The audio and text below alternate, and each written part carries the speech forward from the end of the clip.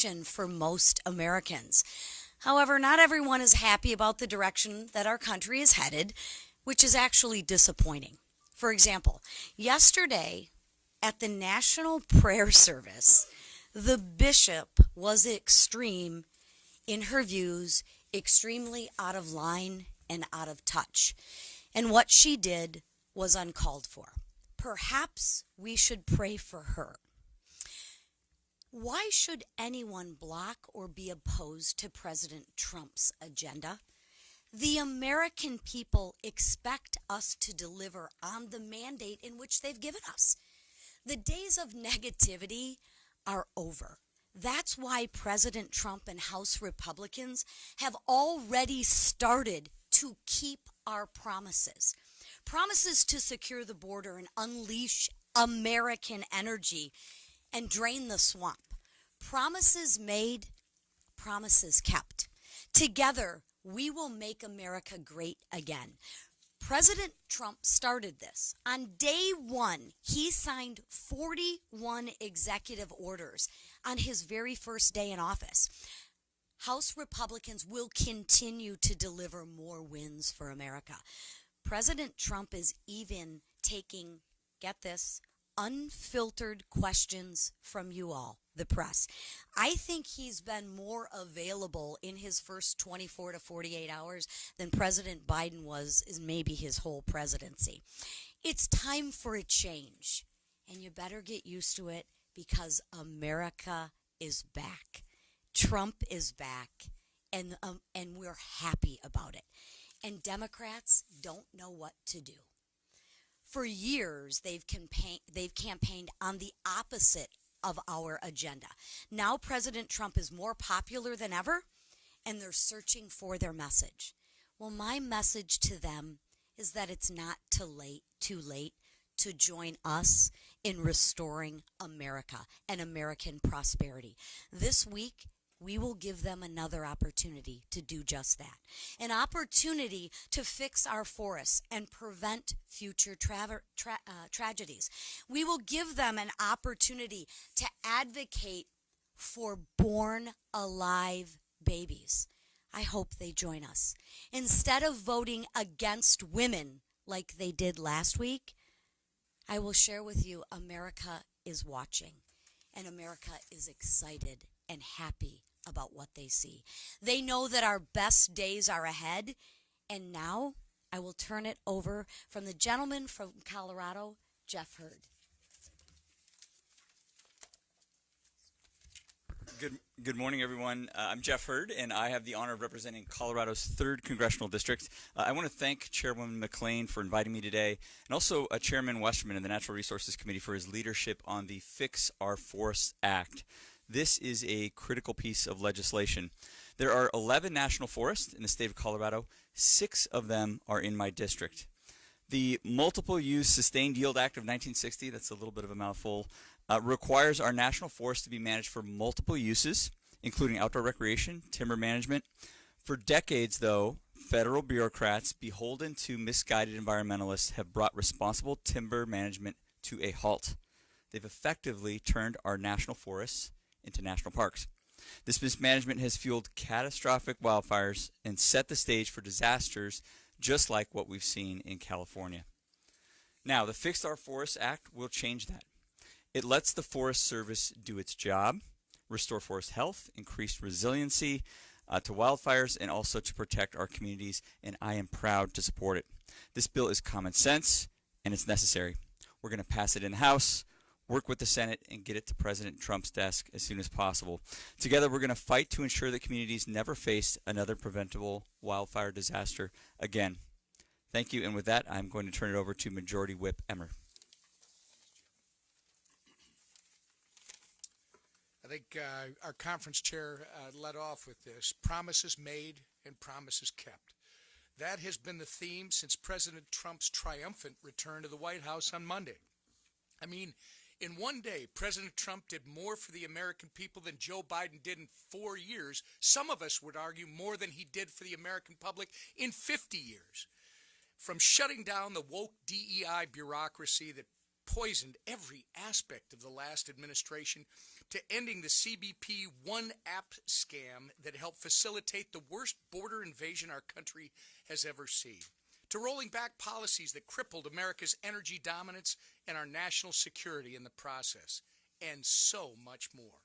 One thing is clear: the golden age of America is upon us, and President Trump will stop at nothing to reverse the damage done by the failed Biden-Harris administration, nor should he. It's exactly what he campaigned on, and 77 million Americans gave him an overwhelming mandate to put America first. House Republicans are united and ready to work with the greatest president of our lifetimes and our Republican colleagues in the Senate to get the job done. Failure is not an option, and we're excited by the historic opportunity in front of us to make America great again. And with that, I turn it over to our Majority Leader, Steve Scalise. Thank you, Whip. It is morning in America again. It's an exciting time. Monday was just a special day where America celebrated the inauguration of President Donald Trump, coming back as the now 47th President of the United States. And you already see a different focus, a sharper focus in President Trump.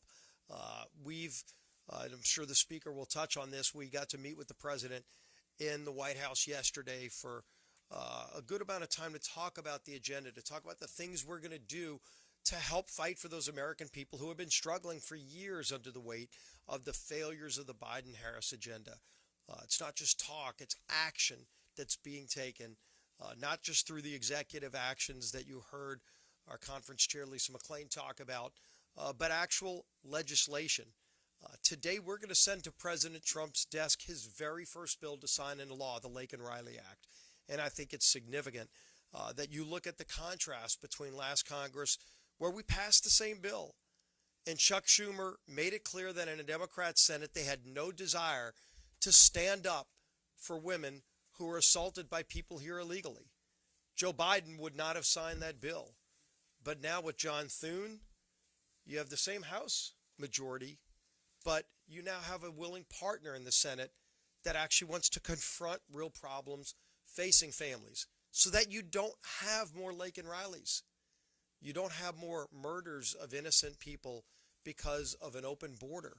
President Trump's already taken action to start reversing that open border. We're working now in the budget reconciliation process to address those problems, to secure America's border, to produce more energy in America so you can lower costs for families when they go to the pump, when they pay their energy bill, and it's pretty darn cold. Even in Louisiana, we got 10 inches of snow yesterday in New Orleans. It's pretty surreal to see that there's more snow there than here in D.C. But there is a new sense of optimism, and I think you're going to see it from a lot of us. And you go through all the swing states, you go through the campaign. There were many specific things talked about. You know, we talked about what we would do if we got the trifecta, the House, Senate, and White House. And people wonder sometimes, will they actually follow through on that? And what's encouraging is that now we're actually following through on the promises that were made. It's going to be really good policies for families who were struggling. Help is now on the way. Help is here. Help is at 1600 Pennsylvania Avenue for all those families who have been screaming, crying out for Washington to answer the problems that they're facing. And that help is now going to start delivering results for those families. It's going to be a very exciting time. It's going to be a busy time for our Congress as we work through all of the bills that we're doing this week, next week, and the weeks beyond with budget reconciliation. But it's what we said we would do. When the American people gave us that mandate, they expected us to do this work for them, and we're going to deliver. And the man leading that charge is the Speaker of the House, Mike Johnson. Thank you, Mr. Leader. Welcome to you all. This is really a good time. You heard it said by my colleagues here.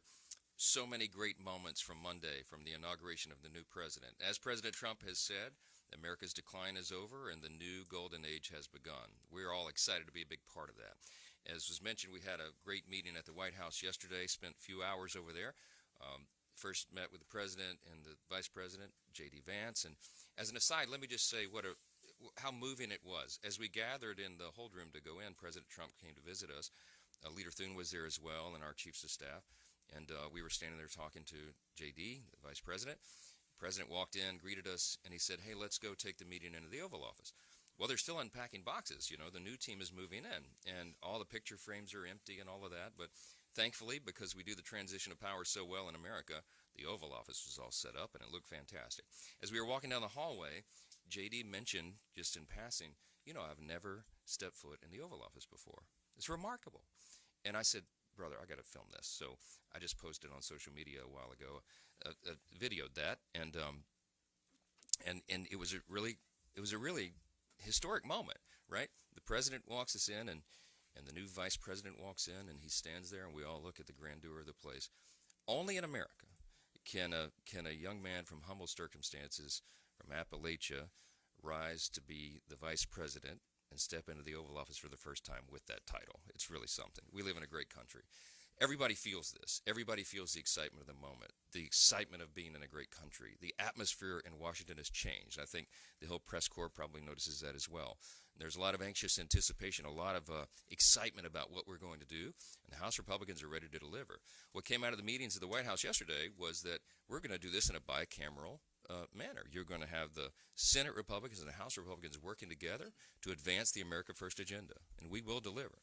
Now, the president's wasting no time either, as you saw. Has been mentioned, the executive orders. Just in the past 2 days, just a couple of highlights. Some was mentioned. Listen to this list. He ended catch and release. He shut down the ridiculous CBP One app. He began restoring American energy dominance already, restored merit-based hiring for the federal government, and eliminated DEI initiatives, ended the radical gender ideology madness, and revoked the security clearances of the former intelligence officials who signed the bogus and discredited letter about Hunter Biden's laptop. President Trump truly has, as Whip Emmer said, he's done more in the last 48 hours for the American people than Joe Biden did in 4 years. And this is just the beginning of much more to come. 2 notes real quick about legislation this week. We mentioned the Fix Our Forest Act. Case in point, the reason this is so important is because we see what happened in California. The lack of leadership there. Mayor Karen Bass and Governor Gavin Newsom having mismanaged virtually every aspect of that in preparation. They did not prepare their state or the city or the county for what was to come. There was a 117 million gallon reservoir right outside Pacific Palisades that was left empty for over a year. They did not manage the forest as they were supposed to, and they let forest debris pile up near homes in at-risk areas. All of this was known. They assumed the risk because they advanced their radical political agenda, and now people are paying a heavy price for that. We think that needs to be taken into account going forward. But the bipartisan Fix Our Forest Act will do what the governor of California would not do, and that is restore the health of our forests and make communities more resilient to wildfires. This is, again, a return to common sense, and that's the theme that President Trump will be echoing over and over, and we will as well. Speaking of that, a matter of common sense and a matter of just basic human dignity, morality, and ethics, we'll be voting at the end of this week on the Born Alive Survivors Protection Act.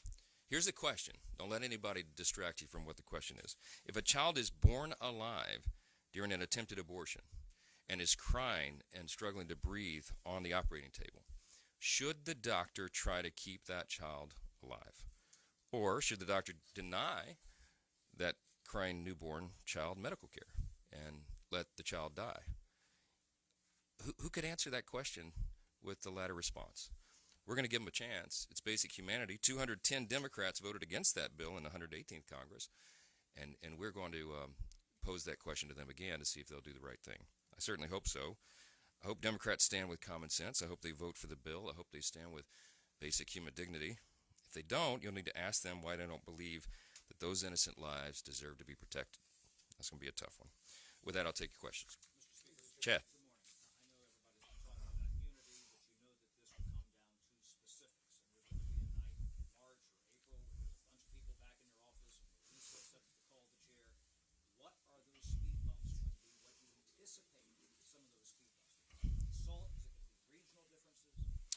Look, there's a lot of issues with reconciliation and government funding that we're working through. These are healthy family discussions, not just inside the House Republican Conference, but between the House and Senate Republicans.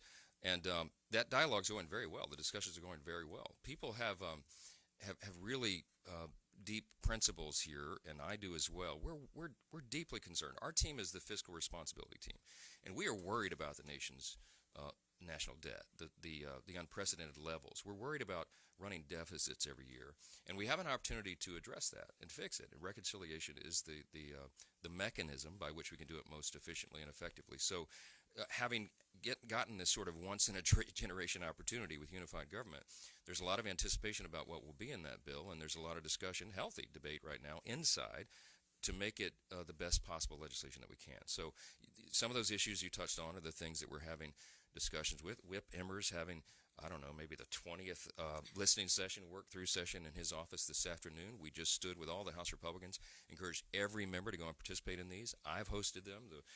The leaders hosted them. We have conference chairs engaged, and we have leaders of the caucuses inside the conference. This is exactly how the Founding Fathers anticipated the process would work. They wanted legislators with good faith, citizen legislators, to come to Washington, D.C. and bring their principles and bring their preferences and come to the table and work it out amongst themselves. It is a healthy thing. We're excited about it, and it's going very, very well. So stay tuned for the details. They're coming. Manu, from Republicans have long said you guys back the blue. How do you justifiably say that when Trump just pardoned a bunch of violent January 6th rioters who attacked Capitol Police? And if those rioters come to the Capitol, will you welcome them back here? So look, everybody can describe this however they want. The president has the pardon and commutation authority.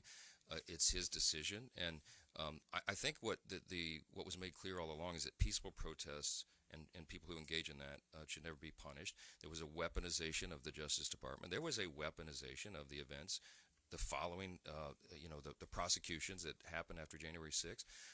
It was a terrible time and a terrible chapter in America's history. The president's made his decision. I don't second guess those. And yes, it's kind of my ethos, my worldview. We believe in redemption. We believe in second chances. If you would argue that those people didn't pay a heavy penalty, having been incarcerated and all of that's up to you. But the president's made a decision. We move forward. There are better days ahead of us. That's what we're excited about. We're not looking backwards. We're looking forward. Just second.